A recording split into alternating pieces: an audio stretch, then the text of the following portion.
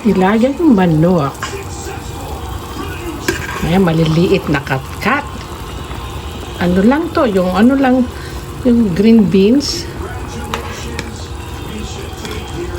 Tapos may luya, may sibuyas, may paminta. May isa lang na potato na pinagkat-kat ko. Tapos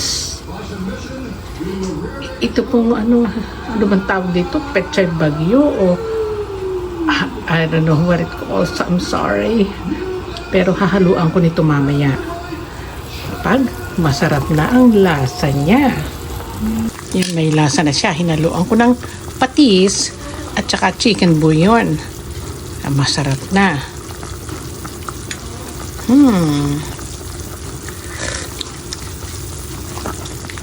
Konti pang kulo. At haluan natin ng pechay. Pechay bagyo ba yun? O, ayan na. Hinaluan ko na ng pechay. Yum yum talaga. Basta sa lemon nagluto, okay, patok na patok. Wow, ay, masasarap pa na naman aking si Decibel nito pagdating dito.